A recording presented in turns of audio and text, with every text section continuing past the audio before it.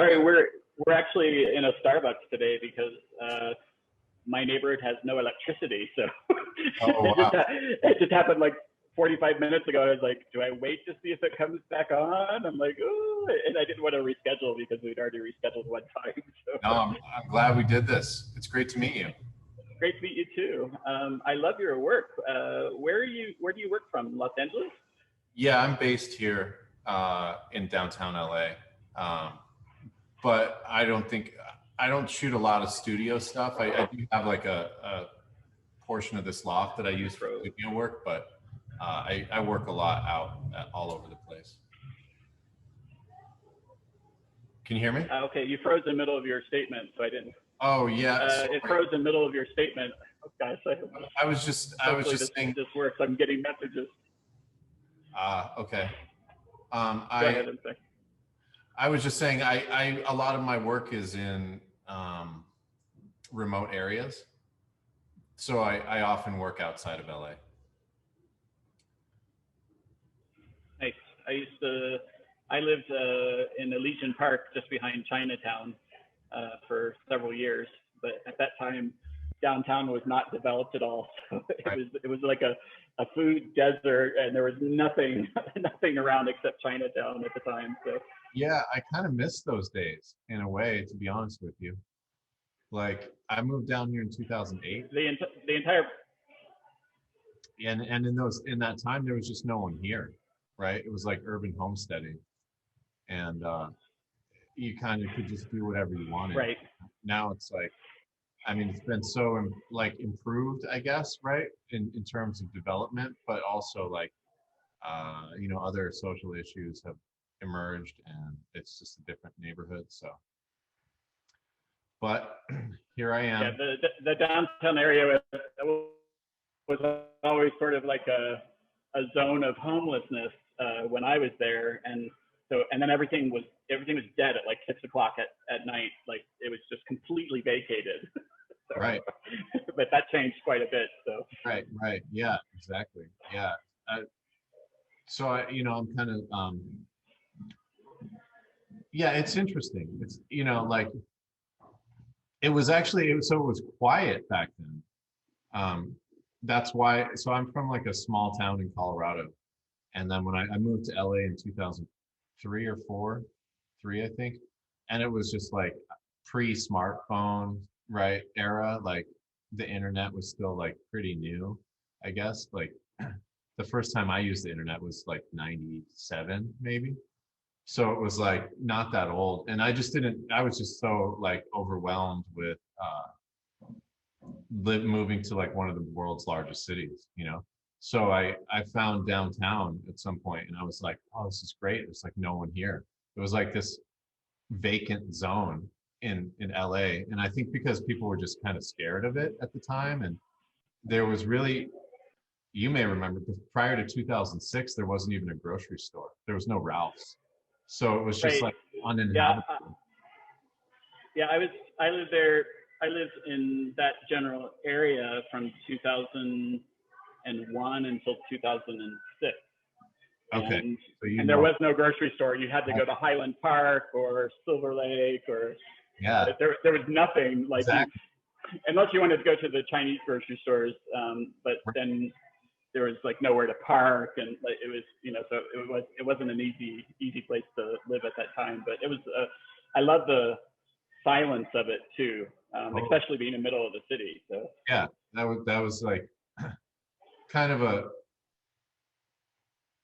special time, I think, and like one that won't happen again, I think.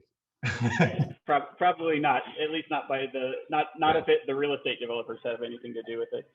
Where did you grow up in Colorado? A town called Basalt, which is about 20 minutes from Aspen.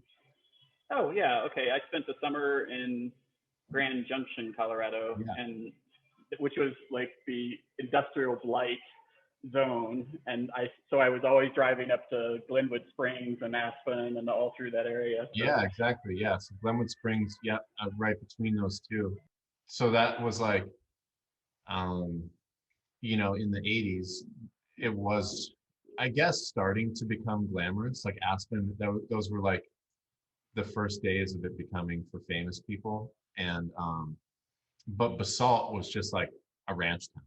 There was nothing there. So I consider myself lucky. I probably wouldn't be in the position that I am if I didn't grow up there, because it was this mixture of Western ranch culture, very like blue collar working class, was my family, but in close proximity to Aspen, which was this international culture, and you would be exposed to art and architecture and ideas that you would never get even in, a half hour away in Grand Junction, for example, right? There's just not like art galleries really in Grand Junction. So maybe Yeah, that I would drive up to Aspen or go to, there was a artist residency up there. I can't remember what the name of it was, and they would have art talks and various cultural events and stuff. And that was where you had to go for culture. So it was like a 2-hour mountain drive to go for a 2-hour art talk and yeah. a great meal or something, and then you turn around and head back or something. So. Yeah, and I didn't even like that was never my interest, I don't think, as a young person either. I wanted to be like well, in Basalt they had it was like a thoroughfare, like an old west, like uh Main Street, right?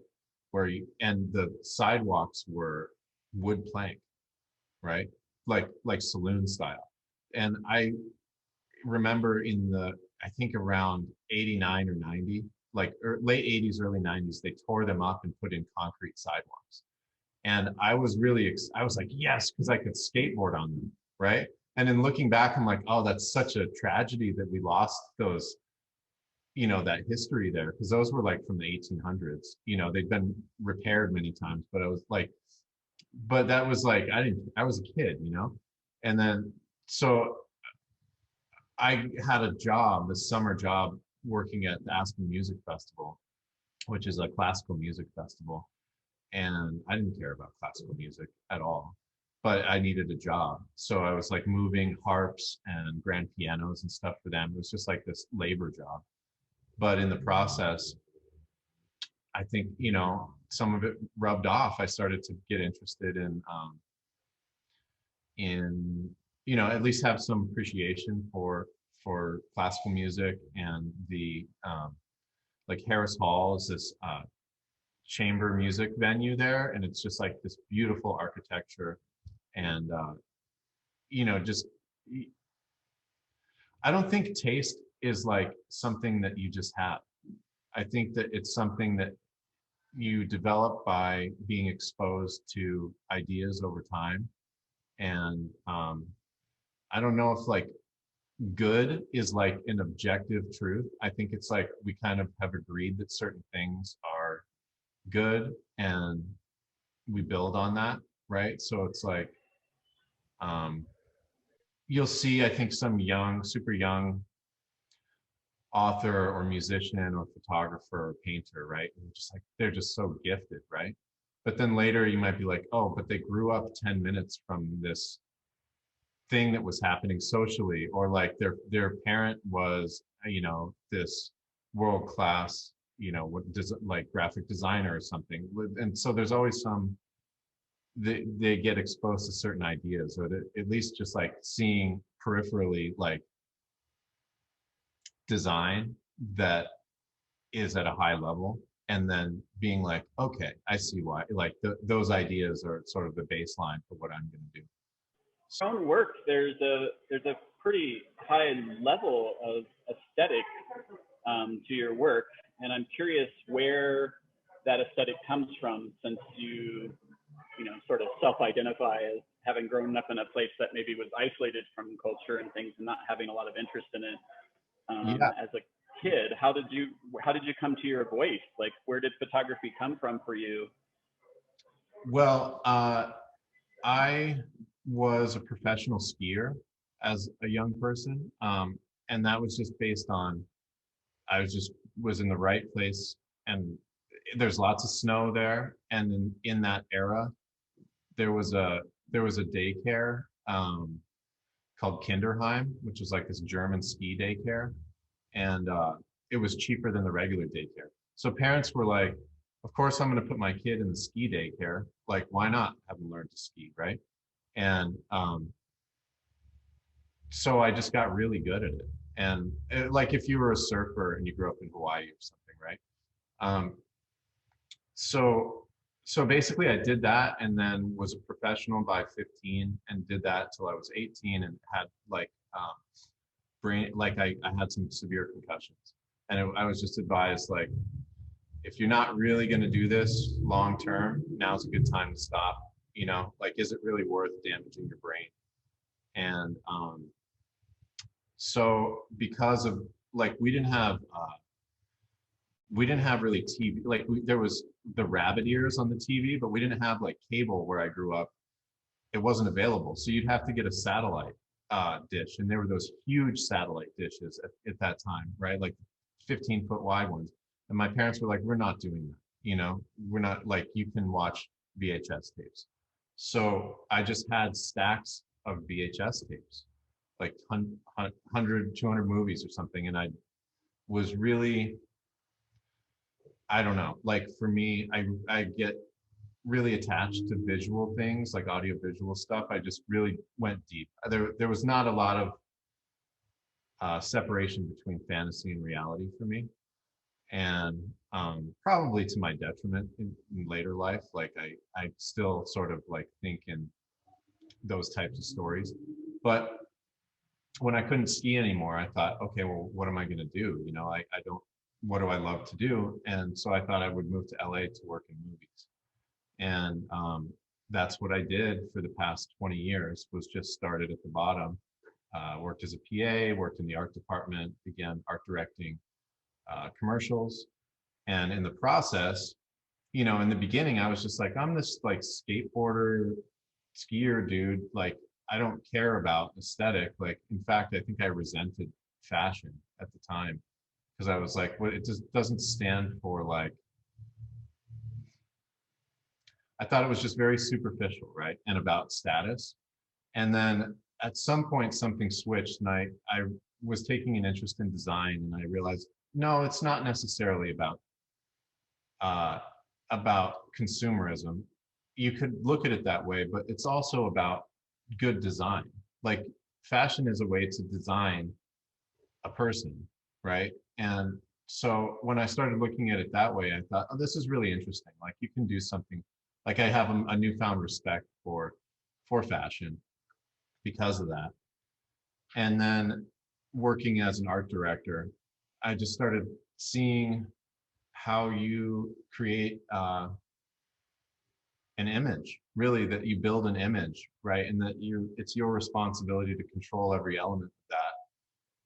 So that pathway led me to do things that are very constructed. You know, I can do documentary work or sort of photojournalism, but I prefer to bring an idea to life and control as many things as I can. Can we use one of the images as an example of that? And Sure. And can you tell us, like, for instance, actually, let's work with this image since it's in the Fotografia show. Okay. Yep.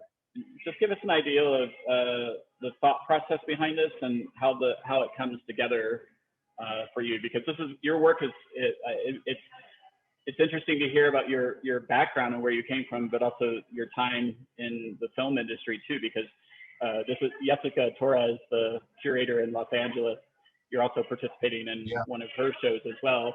And we both commented on how cinematic, that was the first word that came to mind for us about your work, because there is this sort of scope and this ideal of construction and lighting and the balance of it, and also coming from a cinematic background to tell a story in a single frame the way that you have is quite interesting. So I'd love to hear a little bit about how the process of it comes together too for you. Yeah, well, you know what? That was, I think, the biggest challenge to begin with, is because I began,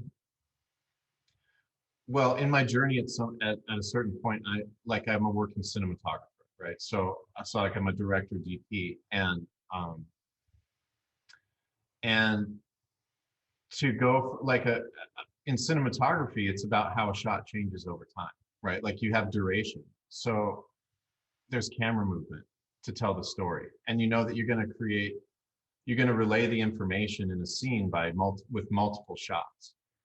And restricting that to just one image is a challenge. I was like, it's really difficult. It was for me at the beginning, because you have to choose one image, right? Like and it's not always the moment that's the right image. It may be the moment before the moment, right? That's like more interesting, or right after someone loses the boxing match might be more interesting than the knockout punch, right? So there's these strong choices to be made as far as timing. But then also, I had been doing stuff that was really, my goal was to be taken seriously, I think, as a filmmaker. And at some point, doing this like work, I was just wanting to do something to entertain myself, and to just be like, that was the goal, is just to entertain people. And so I thought, I was really just naturally drawn to observing. I was just looking at people and seeing these roles that we play and how silly they, like, especially ideas of attraction and status, or like tropes of masculinity or beauty, right? And so there's like like a fireman is a fireman, right? But it also symbolizes like a sexual like icon in a certain way, right? So I thought that's really funny. If you look at a fireman from the point of view of like an 8-year-old, like it's a hero, right? Like, so I wanted to play with those ideas. So a lot of the stuff is sort of making light of status or beauty, or strength and masculinity. And so that was, in this case, this guy that's like a businessman, right? And then these like these air dancers, I think is what they're actually called, these flailing tube men. But who are those for, right? Because it's like, to me, it's like, it's a bounce house, right? And it's obviously like to get your attention, but it almost seems like advertising is directed at children with these things. So it's, I don't know, it's, in some cases I'm like, what are we up to, like, or it's appealing to a youthful side that we still possess. So that was what this was. It was really just this dance number, like a Hollywood, like an old school Hollywood dance number about basically commerce and sales, and it's not, I don't necessarily need to like go too deep as far as symbolism, because it's just supposed to make you like smile. That's really the goal of these photos. I'm not making a political statement. I want you to look at it and have an emotion, and hopefully it's a positive emotion. It was one of the reasons that we, the jurors and I, decided on a few of your pieces, was because we found that a lot of the themes that were coming out of, 2020 were so heavy, and we were looking for ways to balance it out, because we felt like, that yes, there was a heaviness, but also there in the spirit of creativity, there's also like a lightness and a sense of humor, and and you can be constructive about culture, and not necessarily have to be dark about it as well. So Yeah. The humor in it is what really pulled us into the work quite a bit. So it's very successful in that way. The scope of the work is really interesting too, because if we look at if we look at like the variety of scenery and the narratives that you're working with, they're it's quite different. I haven't seen this in yeah, that one's funny, huh? yeah, I mean this would just made me crack up. Yeah. When I saw your application, I always go to the website of the artist too to see the scope of what their work is, and I'm like, okay, this wasn't like one or two interesting images. There's like, you know, dozens of interesting images here. So, and they are polarizing in some degree, right, because of the sexual content. But what I mean, this story is like, well, this image in particular, like, who's the weird one in this photo is really the question, you know? So it's like, at first glance, it's like, oh, it's this TNA thing. But then it's like, if you were an alien and you came to Earth, and like, this is like a spring break behavior. This is something that's part of our culture, right?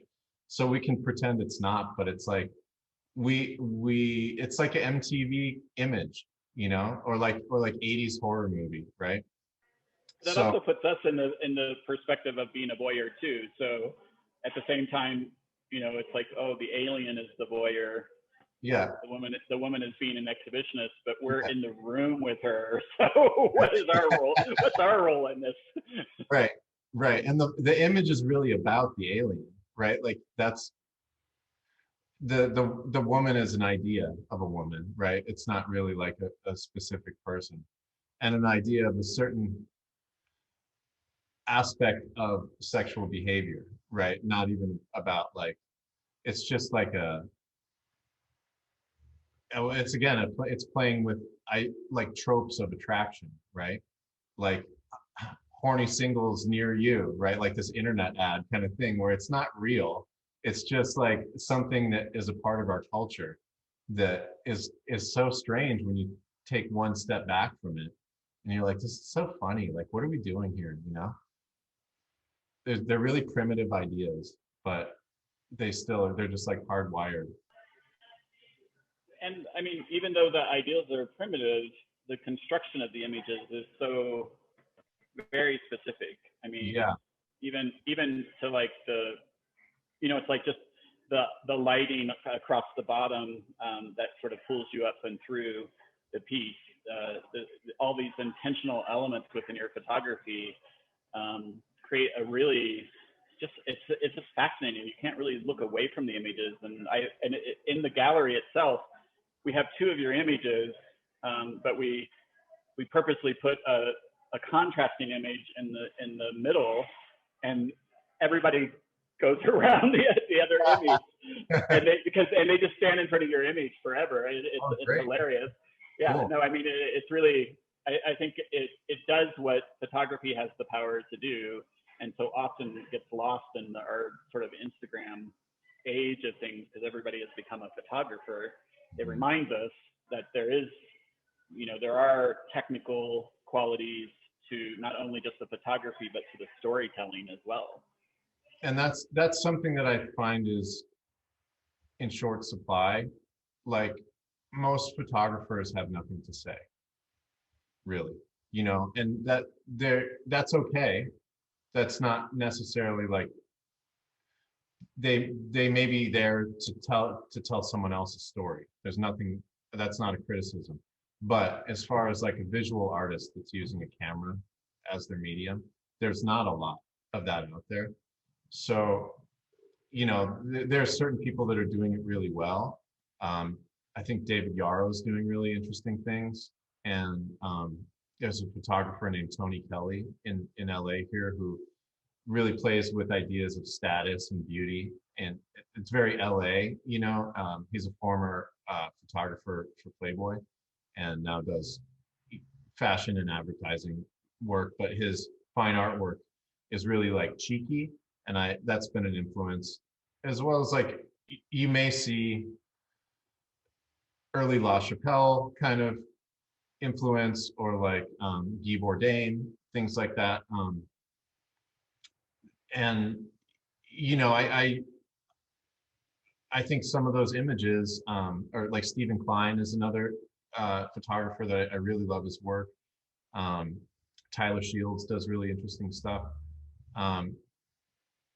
They're going to live forever, you know. If you get something really special and if you have something to say,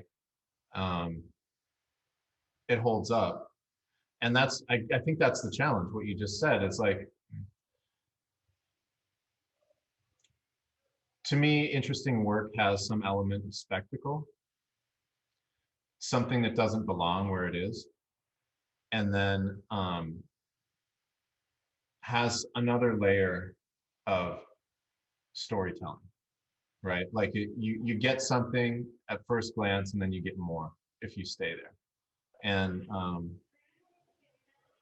curious how the pandemic has affected your ability to work, and if it's changed the way that you construct your images and the stories that you're telling, now that we're a year into this madness, which continues forward. So. Yeah, it's harder. You have to deal, like, there are multiple reasons, both as far as safety and also like just politically, right? In terms of what you should or can do at any given time. Like, so a lot of people maybe want to do stuff, but they aren't, for a number of reasons, willing to do it. And then also just, it's like there's different, from region to region, there's different attitudes, totally different attitudes, right? So I have yeah, come to Mexico. you'll experience a completely different attitude. Yeah, so I won't weigh in with my own, but I just will say that, like, I have to work, like I still have to eat. So I have been shooting and using the best safety protocols that I can, and making sure that everyone involved is like, they are not pressured to work with me at all, and there's not, I'm doing only what people are comfortable with. But because generally, like, there's sort of a theme of isolation, it's usually just one person. It's the talent and me, and that's it. So it's not, we're almost like in our little micro pod, we'll both get tested before shooting, and then that's kind of it. There's not really much exposure. But I've been, like, I guess I've been doing more studio stuff than ever. There's spaces that are vacant that you would never see vacant, like, especially like the early days of the pandemic, like things were just cleared out. And some people did, I think, from a photojournalism standpoint, there were people to tell that story. That wasn't really what I needed to do. But there's places, hotels were closed, and I was like, oh, I'd love to shoot something in this hotel while it's empty. And people were like, we can't do it, So it's just slowed things down. I'm looking forward to getting back into it full steam. There's a lot of things I want to do that require travel to other countries. And, a lot of stuff, like, you can, with a lot of the props are custom made or specific, like, vintage items. Like in this, that Black Belt magazine is from like the early 90s, I think. That was just a karate magazine I used to like to read. So it takes a while to get all the props, like his monster truck underwear in this. They're like custom, a lot of things are custom made. So anywhere between like a month and 6 months can go into the preparation for a single image. Like, I can show you, I've been working on like a boxing concept. So I don't know if you can see this, I've been basically bedazzling these boxing gloves with like fake jewels, like diamonds. So it's taking probably 150 hours per glove. Wow. So, it's just very time consuming, and that's not necessarily like, I don't want people to dwell on that aspect. I just want it to look like you should just feel something special, right? But just a lot of things, they just take a long time to get ready. So it's not just like let's meet at the beach at sunset and like get a sexy photo. It's like, you know, arranging for this horse, getting a laundromat that would allow me to bring the horse inside, protecting the floor. Like there's just a lot of production stuff that goes into doing it all. This to me is very emblematic of sort of an LA vision of the world. And you're from Colorado, so clearly like your experiences within the film industry have really affected the way you visualize things too. Is there like a particular image here that maybe that you feel represents sort of that your youthful experiences of Colorado and stuff too, or? I think, well, maybe that's a good question. Maybe this one with the wolf, you know, possibly. Just because that's like a balance between making light of like this naivete of like, you know, don't feed the animals, you know, with like, I really love the McDonald's logo in this, you know, like I like in like a Warhol kind of way, like it's just so unauthorized, right? That like McDonald's would never approve this. And I think that's also, there's an image with a Pepsi machine out on a dry lake bed. And that's the same thing, like using fashion, like there's something about making some corporate logo, like a fashion item, you know, or like posing with that to me works, like, because, well, they're designed with, it's designed to look like this juicy, perfect apple, right? Like they take millions of dollars and countless man hours to create appealing logos. They're designed to draw you in. There's something really sexy, like the Marlboro package with that white and red, you know, with that reverse triangle. So appealing. And you know, it's just so off limits to use that. Like to me, it's fun to, which, I mean, under fair use you can as an artist, but it's just not like, it's just I'm enjoying it in the same way that, like, I guess probably Warhol was looking at some of those logos where it's like anti-art, right? It's like it's just commerce. And like what projects do you have in play right now, and you know what's coming up for you in the future here, as we kind of create a balance between the reality of the situations and so, well, I've been, the past, I think 2 or 3 images that I've done have been, like this one, and there's even a newer one I don't have up here, but this one with Kyle, they're not humorous so much. I guess, you know, I've used the Chanel weights there, but they're not designed to be so tongue-in-cheek.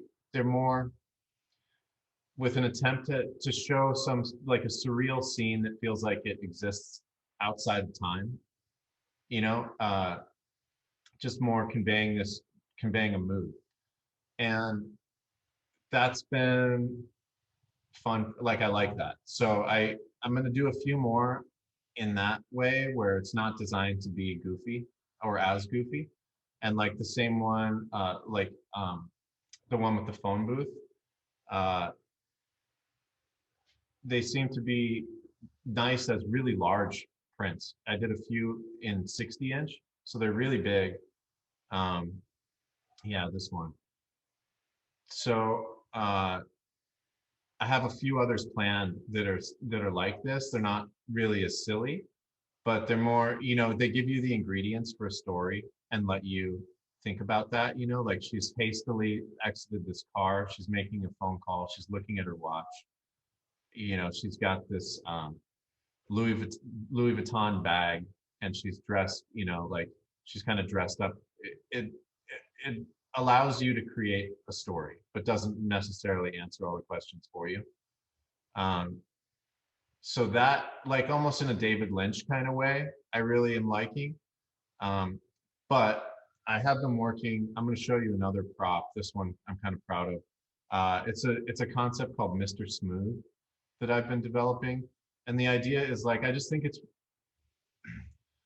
you see in LA a lot of young, beautiful, like men and women dating older, much older men that are really wealthy. And I think it's really funny. And so I want to make fun of that. And so I've developed this guy.